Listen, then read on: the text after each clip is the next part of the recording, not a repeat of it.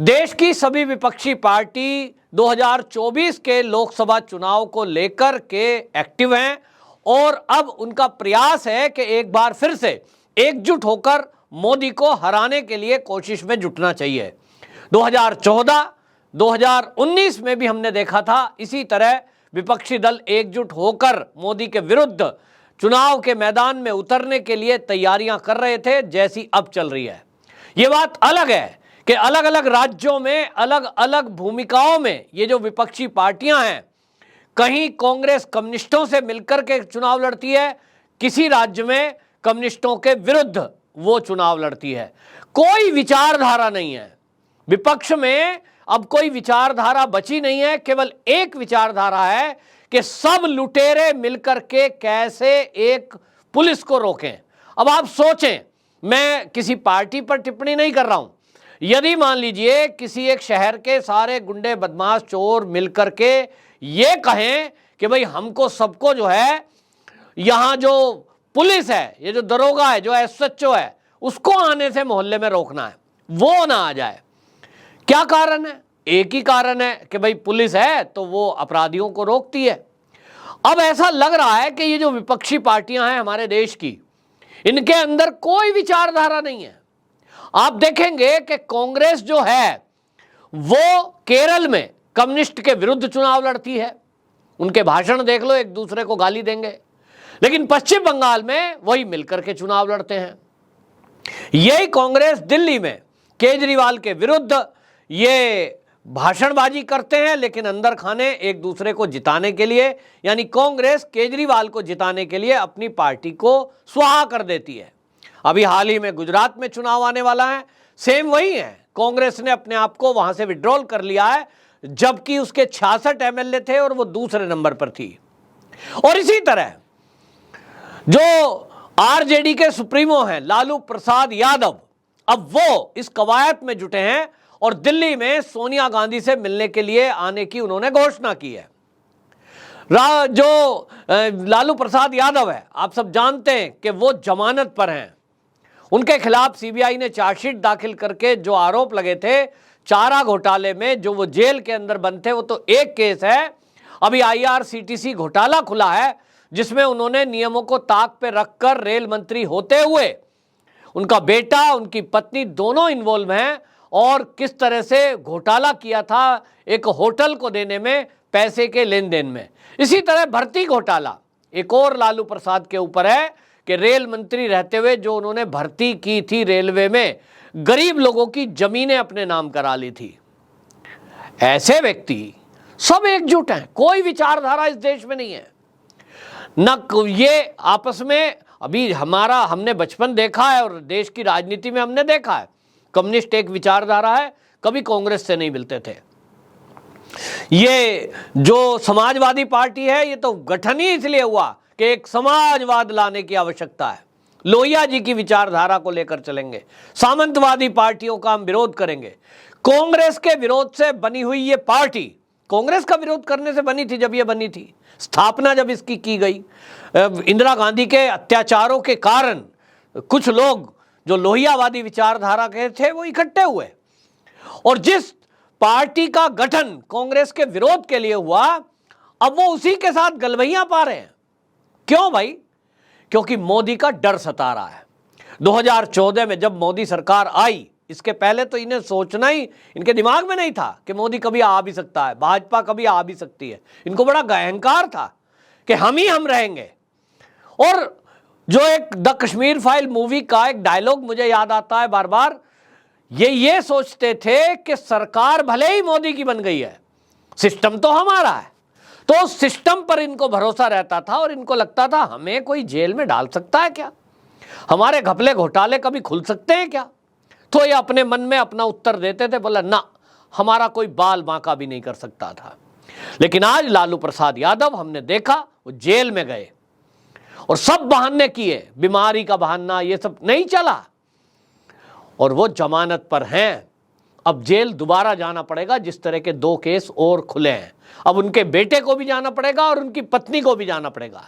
और यही डर है कि अगर मोदी सत्ता में रहा, 2024 के लोकसभा चुनाव में फिर से मोदी आ गया, तो ये जो विपक्षी पार्टियों के नेता हैं, इन्होंने जो घपले घोटाले किए हैं, जो देश का लूटा है, इनको लगता है कि इनमें से तो कोई बचने वाला है नहीं। लालू प्रसाद यादव जो कि ये कहते थे I am the king maker, याद करिए वो जब कहते थे आप कभी प्रधानमंत्री बनेंगे, ना ना हम प्रधानमंत्री नहीं बनूंगा, हम तो प्रधानमंत्री बनाने वाला हूं। इनको इतना अहंकार था कि हमारे बिना देश की सत्ता चल ही नहीं सकती। लेकिन आज उसी बिहार में जहां 40 लोकसभा की सीटें हैं, आज की स्थिति क्या है? आज वहां नीतीश बाबू जो बीजेपी के साथ मलाई मार रहे थे, आज ये अपराधियों को संरक्षण देने की वजह से आज आप हाल देख रहे हैं बिहार का क्या हो गया है। आए दिन अपहरण, लूट, हत्याएं फिर से शुरू हो गई, भ्रष्टाचार फिर से शुरू हो गया। 10 लाख नौकरी देने वाले ये आरजेडी के नेता तेजस्वी यादव अब लाठियां बरसा रहे हैं उन बच्चों पर जो नौकरी मांग रहे हैं, उनसे वादा याद दिला रहे कि भाई आप तो वादा कर रहे थे, अब आप सत्ता में हैं, लाइए नौकरी, तो उन पर लाठियां बरसाई जा रही हैं। क्यों? ये केवल मलाई मारने के लिए विरोधी दलों से भी मिल जाएंगे। और लालू प्रसाद यादव की हालत देखिए कि अमित शाह जी का दौरा अभी जैसे ही घोषणा हुई है कि सीमांचल जो एरिया है बिहार का, उसमें जो हमारे देश के गृह मंत्री हैं अमित शाह हैं, वो जाएंगे और उनका दौरा तय हुआ है। और सीमांचल में आपको बता दें जो किशनगंज का दौरा उनका तय हुआ है, उसको लेकर के लालू प्रसाद चिंता में पड़ गए हैं। कहते हैं उनके मन में कुछ काला है, किशनगंज क्यों आ रहे हैं वो? अरे भैया वो देश के गृह मंत्री हैं, वो पूरे भारत में कहीं भी उनका जाने का अधिकार है।